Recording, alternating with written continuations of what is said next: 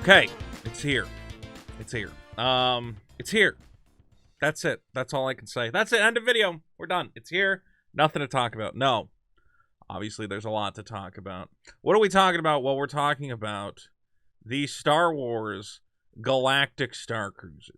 Now, this is a topic that I and many others have been personally covering since the announcement of the... Well, not actually since the announcement of the hotel, because when they announced it, we're like, oh, Star Wars Hotel, that could be fun. We kind of started reporting on it when they said, it's gonna be... And I know I say it all the time, but I'm going to say it again. It's going to be $6,000. We said, whoa, whoa, whoa. All right, Star Wars Hotel. I was like, okay, it'll probably be one of these overpriced Disney tourist traps, but I'm sure there'll be something for people to enjoy, whatever. It's not for me, but I'm not that upset about it. Then I heard $6,000, and I went, sounds like, I hate to use this word, sounds like a scam. Now, let's be clear. It's not a scam. Okay, a scam is if they were lying to you, if they were hiding information. I think they're being very upfront about what it is. I think it's just a ripoff. And we now have confirmation of what it is. And, I mean, I went into this going, look, I'm sure there's going to be stuff that looks cool or interesting. But I cannot imagine in any way that they're going to show me enough stuff going on this two-night adventure that justifies a $6,000 price tag, and I ultimately come away from it going, well, of course, yeah, it didn't. It didn't justify that price tag. Not only that, but looking at the experience, I go, there's no way this is going to succeed. This is one of those things where maybe when you're inside working on it, you're going, yeah, we're going to redefine the world of interactive entertainment, a 2-day adventure with you and your family. You get to go to the Star Wars world and meet Kylo Ren. From the outside looking in, I go, this is a wildly expensive disaster. This is going to lose Disney so much money, all the money they've invested into this. I cannot imagine a universe where this turns a profit. And we'll get into why. But I imagine that maybe this will last a year, maybe 2 years, and then Disney will go, Starcruiser reservations are in the ground, and they will either cut the price of this thing in half, while also cutting the experience in half. Okay, if they cut the price of this thing, you're not going to get the same thing. They're going to strip it down to a bare bones experience, or they're going to reskin it as just a generic hotel with none of the interactive elements. I don't know.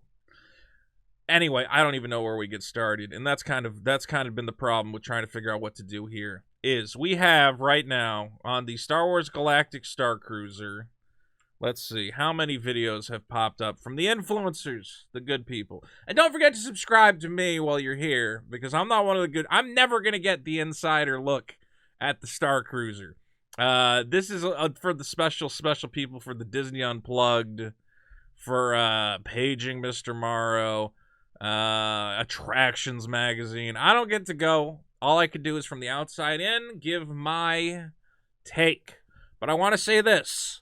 The only way we can look at this is through influencer videos. But let's be respectful. Okay, these people did not build the Star Wars Hotel. Okay, some of them are a little weird. Obviously, they're diehard Disney bloggers, whatever else. But for the sake of they got us the footage to look at, we're going to be very respectful. There's one person I might make a little joke. Okay, but ultimately, thank you very much to you people who went to the Starcruiser. We're not going to goof on you, but we appreciate your footage. We're going to take a look. I will give credit where credit is due. We're going to note everybody we look at, and let's just take a look, and I'm going to give you my thoughts on why this kind of... I think this is a nightmare. I think this is a disaster. Now, for some reason, one guy I thought had good footage was this guy, the Tim Tracker. Maybe just this guy has a good camera, good footage, good audio, but also it was very, very clean, showing of what goes on the ship. I also like this guy. There's this one part here where he's, let me see if I can find it. All right. So it's right here. This is the second day where the ship gets boarded and your dinner gets interrupted. And I gotta say, Tim Tracker, this is a good guy. Subscribe to the Tim Tracker. Goes, what the fuck? I'm not done eating. I don't want to go. I don't want to go see a show. I'm in the watch. He like ignores him. What's happening? I need you to get to the atrium, please. Get up, people. Come on. I didn't finish my food. Let me just try one bite of this, okay? Be fast. Now, right from the beginning, I noticed something's wrong. And this is something you're going to notice from the hotel. Wouldn't you expect that the idea is that you're on a spaceship? That's like the most thrilling part of the whole thing. Oh my God, I'm on a spaceship. Shouldn't there be giant windows everywhere to look out into space? Like, wouldn't that be the selling point of the whole hotel? Is, my God, it's like, even for people who aren't Star Wars fans, it's the majesty of being in space, floating through the stars. But any opportunity they have to show you space, they give you, look at this. Look at the tiny window they give you to look at. This is when you get onto the hotel. This is your experience of seeing space. We're going to take a launch pod there. So we are going into our launch pod here. So we head up to the Halcyon. Why would you not have giant windows to look out into... The idea of getting into a launch pod and going to space could be so exciting. And they give you this tiny, narrow... Why? It's so cheap to do that. Look at this. Let's see.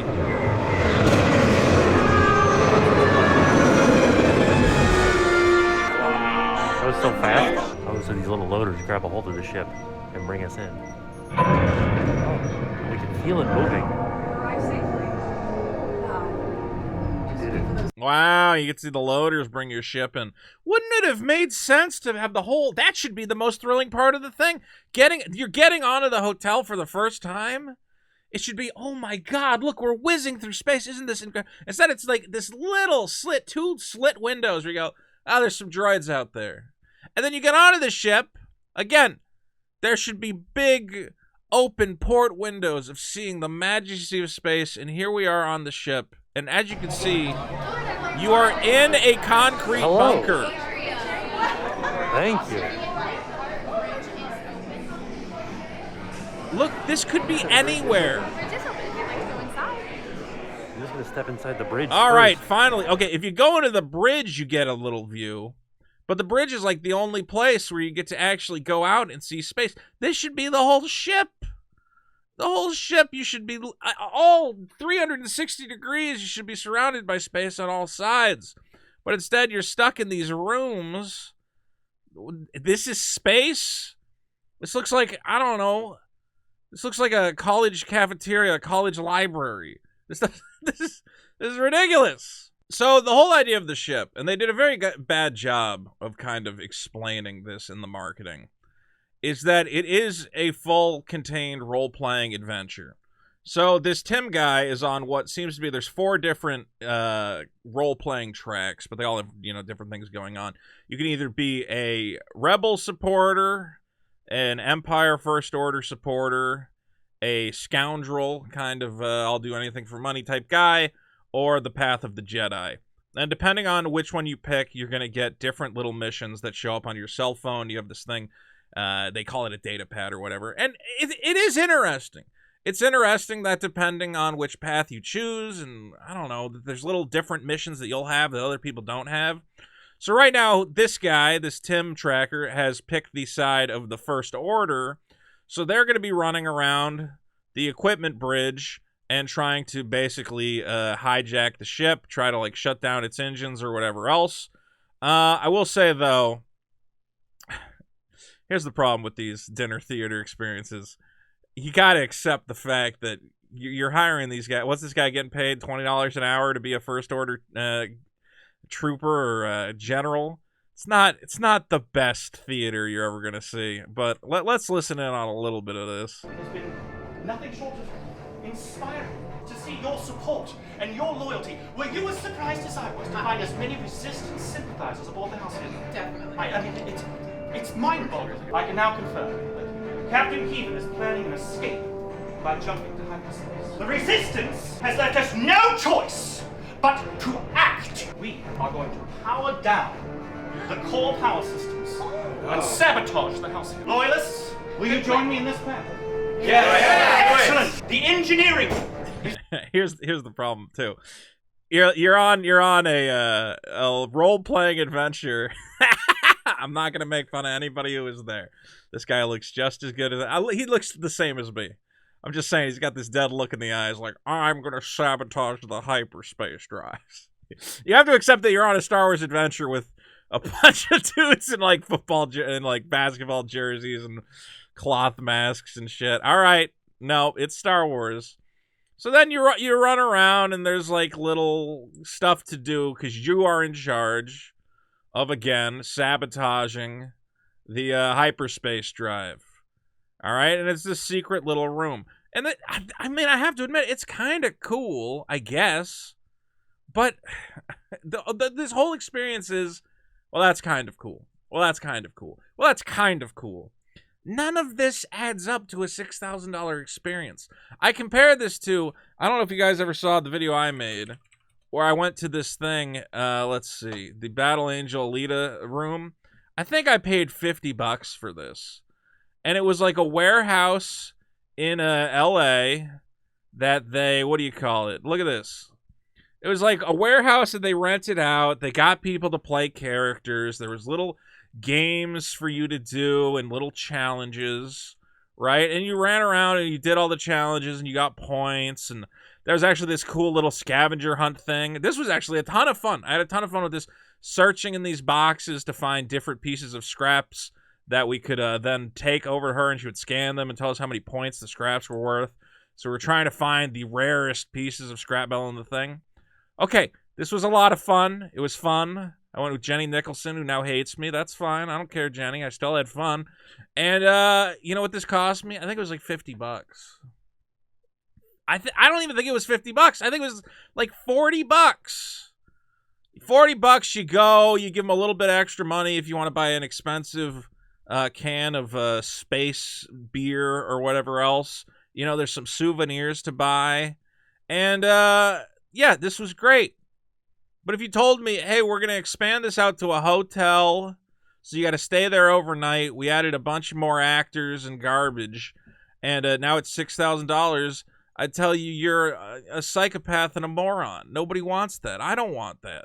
And I do highly recommend watching this video of mine, Alita Battle Angel Escape Room or whatever, is that this is a perfect example of, yes, these kind of experiences can be fun, where you have different actors who are playing the parts of junkers in the scrapyard city, and there's different stupid challenges set up. Some of the challenges were terrible. Like, there was a jigsaw puzzle we were supposed to put together, and we put it together wrong, but they still gave us points for it. You know, there's like some stupid stuff, some fun stuff, but yeah, this is a totally reasonable $50 experience. But even me, as the biggest Battle Angel Alita fan, I love Battle Angel Alita, which is why I went. If you told me, you know, hey, we're going to make that a hotel and make it $6,000, I would still be like, well, I don't want to go to a Battle Angel hotel, and I don't want to pay $6,000 for it. And who are these Star Wars fans that who is this for, this experience? It's so expensive. It's crazy. Now, this is another influencer, allears.net. Again, we're going to be very nice to this lady, and she seems, again, like a Star Wars super fan, okay? This is the kind of person for who this experience is clearly made for. Okay, she's all dressed up in her Star Wars stuff. And God bless her heart. I'm not going to be mean to these people, that this is something they're really into. The argument I'm going to make is that there's not enough of these people. And even her, I think, as a Star Wars superfan, I think she even says at the end of her video, like, you know, I don't know if I could actually afford this normally. I think I was able to afford this because Disney invited me to go, but it's not the kind of thing I can do on the regular. And that's kind of what's striking me as I go, so this is aimed at this crowd. Let me see if I can get a shot of this lady. Again, very nice lady, and I enjoyed watching her video. Hey there, baby. So, was that misogynist? Again, allears.net. Subscribe to all these people. Great people. So I see this Star Wars super fan, or all these super fans, right, who love the lore, and they have cosplay outfits. She got all dressed up for the thing, and you know, they're deathly in love with Star Wars. But I meet these people, and I have some of these people in my own audience, and they're not rich people. Okay? Even these diehard, like, cosplay people who will spend hundreds, maybe over $1,000 on their cosplay outfits, that's like a rare, you know, use of their funds. They don't have a lot of, like, excess cash sitting around to go, well, I've already spent $2,000 on the cosplay, now to spend $6,000 on a 2-day hotel experience to show it off. No, these are people who go to fan conventions, who hang out at, you know, Star Wars I don't know, Facebook groups and have little meetups. You've built a experience for these people, but the majority of those people can't afford the experience. And again, as I've said to these Star Wars fans who are in love with this whole idea, I go, why don't you just make your own little Star Wars con and come up with some fun little adventures that you and your buddies can go on and you can all pretend to be in the Star Wars universe? Why pay Disney to interact with some actors in this tiny little we're going to get into the tiny rooms and everything else, but there's so much here that I just don't understand what's going on and who this is. I know who it's for. That's the thing. I know who it's for, but the people it's for, I don't think they can afford it. Because honestly, I'm one of the guys this would almost be for. There is a universe in which if a bunch of my friends were going and they said, Vito, we're all going to the Star Wars Hotel. We're all going to dress up. It's a 2-night thing. We're going to have fun. Don't be a stick in the mud. I would go, okay, fine. I'll go and I'll meet Chewbacca and I'll talk to Kylo Ren. I'm not saying I wouldn't go to this. But none of my friends are going to call me up and say, Vito, we have to spend $6,000 on a Star Wars hotel. Because we're not insane. We don't have that money. Now, again, I want to show you some of the stuff that they've set up, again, is very cool. Here we're going to see that she finds a door on the ship that leads to the engineering room, and she can't get access. But let's take a look. And this is cool. They clearly put some thought into this experience. Of the Halcyon. While I'm waiting, let's just see what happens. Uh-oh. I don't have access. Do I have to get access? I received a message, though, because I tried to do this. This is for Halcyon crew only. However, I respect your sense of curiosity and disregard for the rule. So because she scanned her band on the door, and the door says you're not allowed in there, all of a sudden she gets a little message on her data pad, on her phone device, that says, hey, I noticed you trying to break into that door. I have respect for your curiosity. Maybe I can help you get in there. Okay. I mean, that's pretty cool. It's pretty cool. It's a little experience that's tracking you as you go around the ship.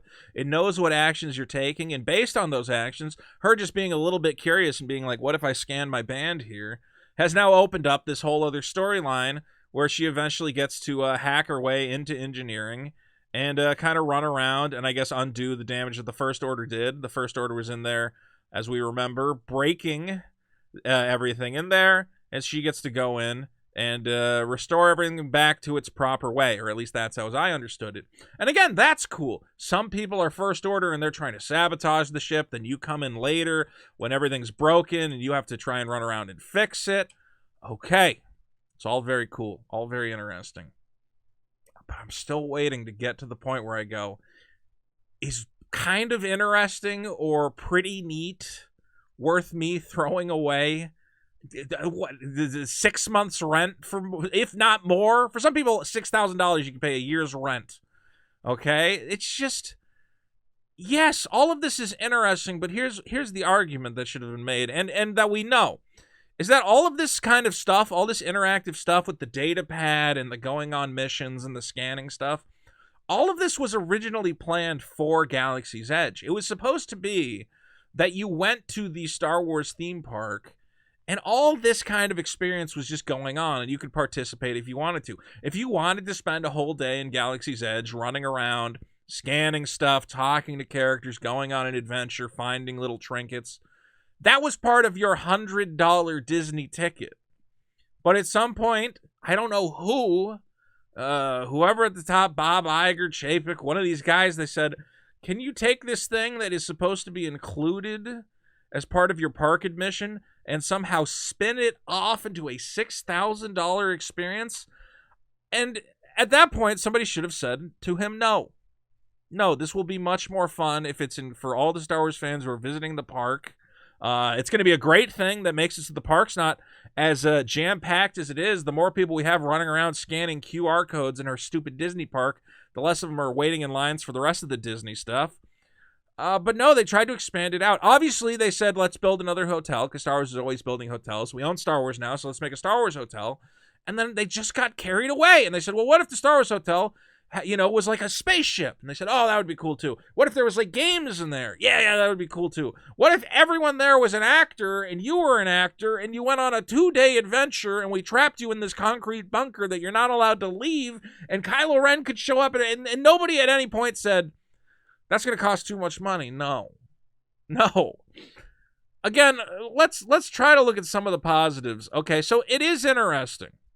I'm going to keep using that word interesting. This is all very cool, but this should have been like a 1-day, $50 admission pop-up in a warehouse somewhere in LA. You go to a warehouse, you play some games, you meet some characters, it's fun. I mean, they have it all filled, like here you see it's Gaia's manager talking to you, and then after you do the missions for Gaia's manager, obviously your cell phone sends him your name, so he knows who you are now, and he's good at remembering your name.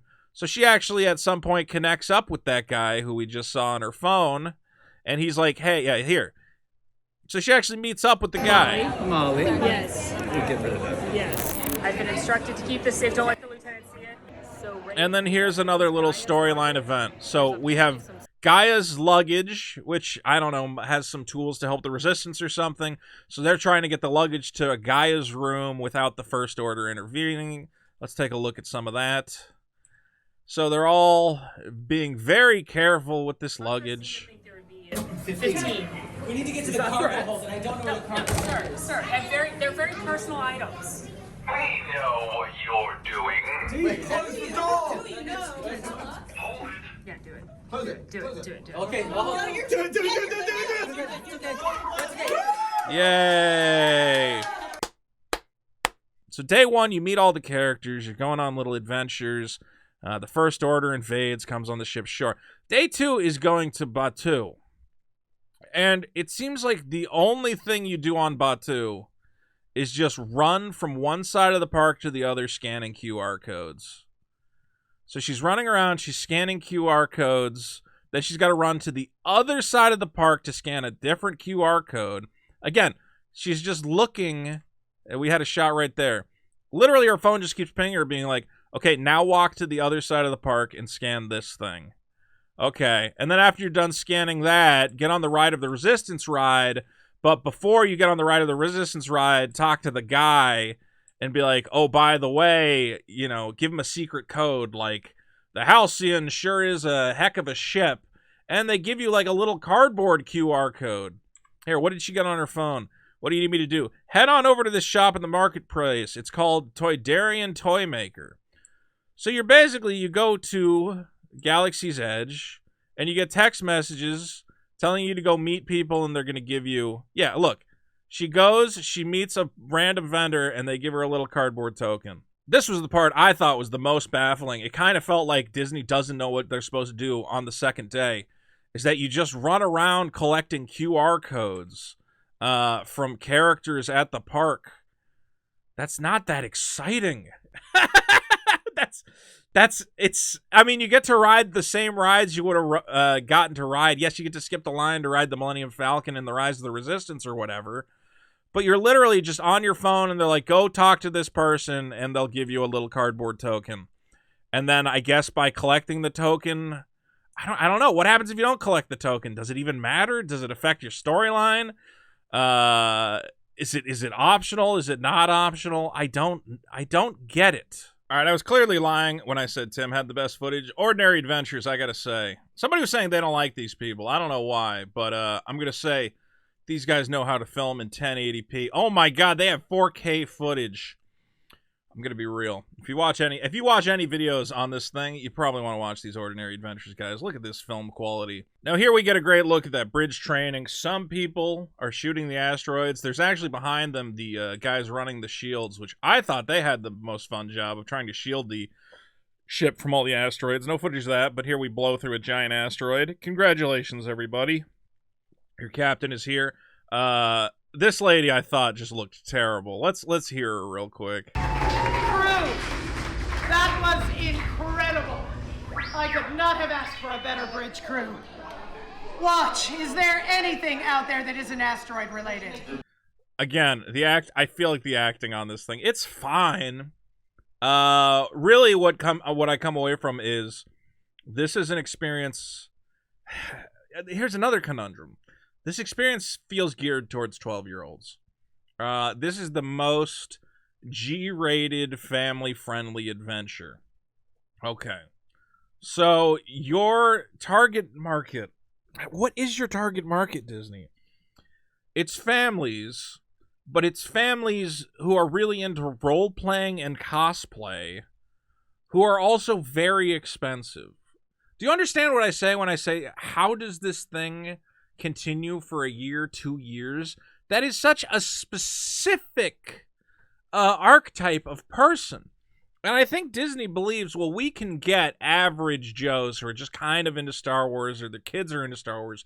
They're going to buy into it, and they're going to want to dress up as Jedi, and they're going to, they're going to want to act it out and be part of the experience.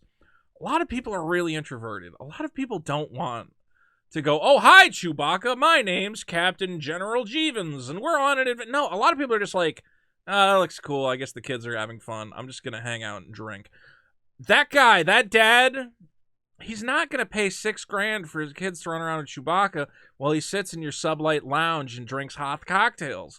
He's going to go, kids, let's just go to Disney. You can run around the Star Wars land there, and I'll take my money, and we can go literally anywhere else on Earth. We can go to Japan. We can go to Europe, whatever you want. We can't go to the Ukraine, though, for a number of reasons. Now, we've already talked about the rooms are way too small. I think these guys have the deluxe room, which is a little bit bigger. And look, this is the bed they give you. It's like a military cot.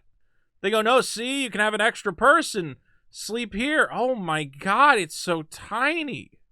Oh, no, this is just the regular room. So the regular room has an extra... Who's going to sleep on that thing? Oh, my God. And then I've had some people in the comments that they go, but Vito, it's like on a cruise ship. The rooms are tiny on a cruise ship. And I go, yeah, it's a concrete bunker. It's not a real ship. All right, so here's going to be me being a fat kid. Honestly, the most exciting part of these videos for me is I'm going, ooh, that food looks pretty good. I'd eat some of that. I'd eat some of that. Okay. But it always comes back to, this whole video is going to be me repeating myself. I go, this looks fun. I want to go to the Star Wars cafeteria. Here, this guy, he's got this thing. And I go, oh, I want to try blue milk. I want to try green milk. She's mixing them together. This food looks pretty tasty right here. This is like a grilled cheese pocket thing. You see these little pockets? Each of those pockets is filled with cheese, and it's got a little tomato soup there. And I go, wow, that looks pretty tasty. I can't want to eat that. I want to try it. And I have to stop, and I have to think, and I have to go, Vito, how many of those would you have to eat to get your $6,000 back? That's this whole experience. I know I'm repeating myself. Is that everybody keeps coming to us and they go, well, why are you so mean to this thing? It doesn't look that bad. The food looks okay. It looks kind of fun. They have fun cocktails. All the actors are trying really hard. They worked hard on the ship. All of that is true. Okay? And that's what I want you to say, is that I'm not saying this doesn't look fun. It's just obscenely overpriced to the point where I do not understand how on earth this thing will make a profit. How is it possible? How? Someone explain. Even if you are a big fan of this thing, I want you to tell me in the comments, how many times are you going to go? How many times do you plan? A huge fan, you absolutely buy into it. You can't wait to go. You're going to drink the hot cocktail. It looks good. Okay. You get to meet all the characters, talk to the characters, place a block. I want you in the comments to tell me, how many times are you going to go? Because if the answer is 1, they're fucked. This doesn't work if it's a thing. You need multiple return visits in order to afford this nonsense. In order for them to make this a profitable venture. Now, I'm going back to this all ears lady. And again, we're going to be nice. As much as we can be. We're going to be not mean, but we do have to comment on a certain aspect of this. Because I'm going to argue this all ears lady is Molly is one of the target audiences, as we talked about before. She's clearly a huge Star Wars fan. She even likes this new sequel trilogy. God bless her heart. Whatever she likes, that's fine. Okay? And this is who it's for. And we're gonna see exactly what that looks like when someone is completely bought into this experience and they're loving it and they're having the time of their lives. Here we go. Now this is, and obviously we have huge spoilers here. And if you don't want this whole thing is spoilers. What are you gonna do? Okay, so Rey is leading everybody inside this room. Everyone, I do believe this recording will help us. If you wish to share a message with others who stand with us against the darkness, tell Reed.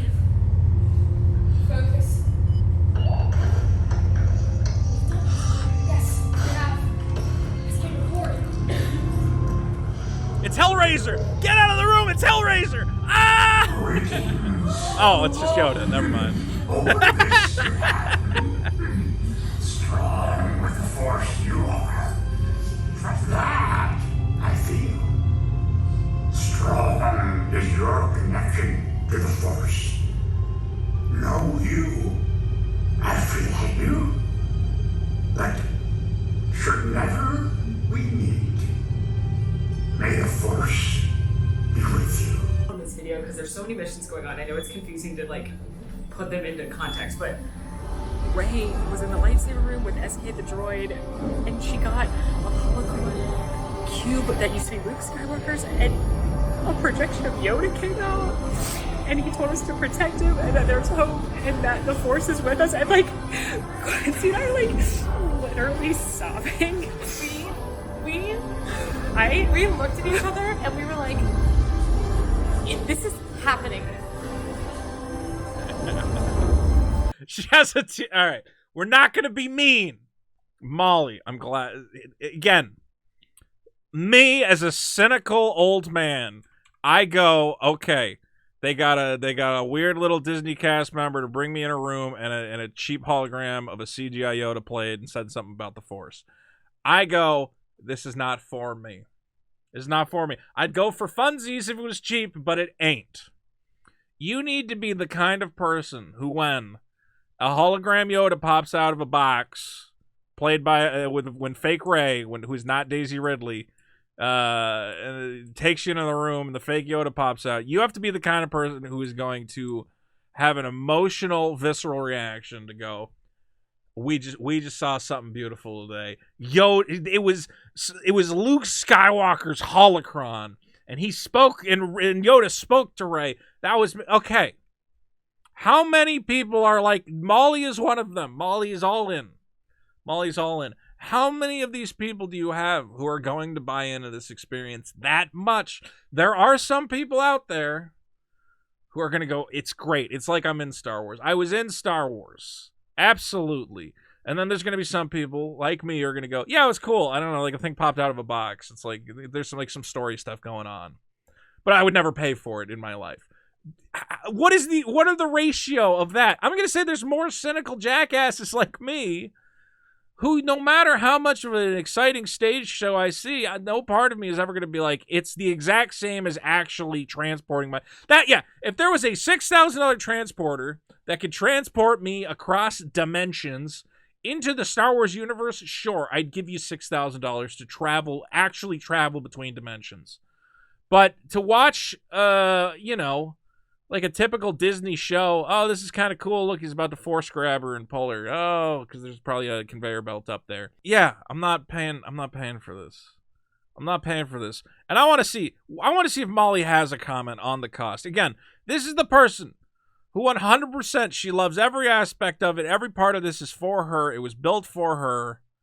Would she come back and pay $6,000? Let's find out. Now, even knowing I had the best possible time on the Starcruiser, I had so much fun over the last few days. At one point I thought, Duckfist Allen and I should book this because we love escape rooms and we would have so much fun together. But when it comes down to it, it's still hard to justify the cost knowing you could go to Europe or on a Disney cruise for the same cost as this 2-night experience. What the fuck? They're screwed. Disney is fucking screwed. Did you hear that?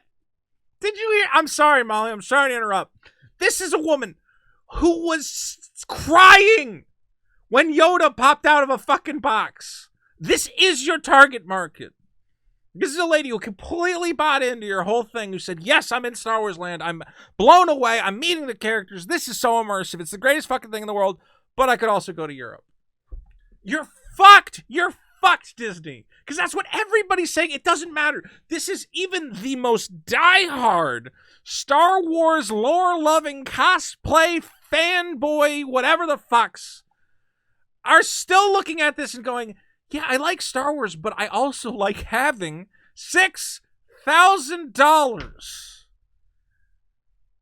This review, if of all the reviews, should tell you, you just watched a woman crying at the incredible drama that Disney interjected into her life, that they filled her with the heart and soul. She had a fucking emotional moment that you can't pay for, okay? You can't pay for that kind of emotion. And she's still going, I don't know if I'd come back. I don't know if I'm coming back. They're so fucked. So what can I say about the Starcruiser that I haven't said? I've said it all. We've said it all, folks. This, I'm going to make a reckless prediction. I don't even think it's reckless. Again, I'm going to repeat what I said earlier. This will last 2 years. That is the amount of time Disney will try to iterate on this. They're going to try and revise it, because I swear to God, they're going to have their initial bookings. All the rich Star Wars fans are going to go, I got to go on the Starcruiser. They're going to do it once. And then they're going to realize there's not enough of those guys to make this work. There just isn't. There's a lot of them. There's enough to make it. Maybe you can get 6 months of Star Wars fans putting this together. But I think around that 6-month mark, it's going to start to drop off. The bookings are going to go down. And they're going to go, shit, how do we convince normal people to get on this thing? And they're going to start revising it. I think they're going to revise it to be cheaper. I think they're going to go, okay, we're going to scale it back. It's going to be less money, but we're also going to remove a bunch of the accommodations. Maybe, I don't know, maybe there's less actors to interact with, or maybe the food isn't as good. It's going to be a compromised experience. Either that, or they will do what I just think they should have done. Just make it a regular hotel. Get rid of 90% of the acting and the whatever else. Have someone dressed as Rey to walk around and pat people on the back, you know, like she's Wonder Woman or Mickey Mouse or whatever else. But all this interactive fiction drama, again, it's really fun. I've done it before. Go watch my Alita video. But it's not the kind of experience that I would ever pay $6K for. Go to an escape room if you want to do this. Those are fun too, man. There's all sorts of these interactive adventures. And I think this is Disney just had an idea and nobody sat back and said, guys, yeah, we have a bunch of rich guys who are willing to buy every stupid lightsaber we put in our shop, but most of them are not going to come out to this thing. It's such a weird target demographic. It's like families or diehard Star Wars. It's like families, but the whole family has to be a diehard Star Wars fan. Like, what if your kid just, you know, what if you're in a family where you and your son love Star Wars, but your daughter is like, Star Wars is the stupidest fucking thing in the world. I hate fucking Star Wars. I hate that my brother and my dad are into Star Wars. And you go, well, we're going on a Disney vacation, the family. We're going to stay at the Star Wars hotel. And then your daughter's just like, this sucks. I hate it. I hate being here. And you go, all right, well, I guess we're not going to go to the Star Wars hotel. Even though we're huge Star Wars fans, we have to do something the whole family's going to enjoy, so we're not going to go to the Star Wars hotel. So you need a family where the whole family fucking loves Star Wars. What if the mom is like, I don't like Star Wars. I don't want to go to the Star Wars hotel. I don't want to pay $6,000 on it. We could use that as a down payment on our kid's fucking college, you psychopath. There's going to be a lot of arguments in a lot of families where dad is a diehard Star Wars guy and mom is like, we have to live. We have to pay off our car. We can't go to the Star Wars hotel, honey. I don't know, man. Look, all of this is very interesting. Like I said, I'd eat the space food. I'll drink the space drinks. I'll yell at Chewbacca. I would honestly have a ton of fun. I'm willing to say that. I would have fun going to the Star Wars hotel. But I won't have $6,000 worth of fun. That's the point. There's no way. It's impossible. I would have fun yelling with Chewbacca and fighting with the First Order and blasting asteroids. Yes. Ton of fun. But it's too much money. That's all it is. It's economics, man. You know, you can make the most fun thing in the world, but if it costs $1 million, no one's going to go to it. That's just the way of life. I'm sorry, Disney. I'm not that sorry because this is stupid. Who came up with this? What is wrong with you? Why did you follow through with this? Why did you make it? And again, why is it still a Starship, Starliner, or whatever? Why is it a space hotel? Why didn't you make it the Millennium Falcon or a smuggler vessel? There's so many other ways you could have made this cooler, but ultimately, I don't even think it matters if you would have made it cooler or if you would have put in more spaceship windows. The whole thing is just compromised. You can make this the coolest fucking thing on Earth, and it's still never going to be $6,000 for me. It just can't be. I don't have that money. And even the people who have that money, I can't imagine you guys are going to it. Again, in the comments, tell me. If you're going to this thing, how many times do you plan on going? Because if it's one time, I think Disney is screwed. They need you to go 2, 3, 4 times. They need everybody in America to go 4 times to pay back what they spent on this stupid thing. This is ridiculous. On what? To run around scanning QR codes on friggin' the Disney planet on Batu? I don't want to scan QR codes. I just want to get drunk on space wine. More space wine! Alright guys, look, this video is a rambling mess. Maybe I'll do a follow-up where I try to put more of this into context. But, again, I want to thank everybody whose footage we took a look at. It was Ordinary Adventures. It was, that was Disney Unplugged we took a look at. We talked to the Tim Tracker and Holly over at allears.net. Thank you guys for your footage. Again, I'm glad you guys had a ton of fun, but ultimately the money, it's just too much. And I think you guys even admitted that in your videos. It's just a ridiculous price. We'll see. We got more to talk about here. I'm sure we're going to have more follow-up videos on this thing. But I think we're going to be making videos about this for the next 2-3 years as Disney slowly discovers what a disaster this project is, as they cut costs, as they cut corners, as they revise the experience. I mean, people were saying that they went and, you know, the rides are broken down. You have to go meet a character on a certain ride, but you can't even get on the ride because it's not working. This is nonsense. It's a nightmare. This is insanity. And what else can I say? Disney, you're really screwed up. It's too much money.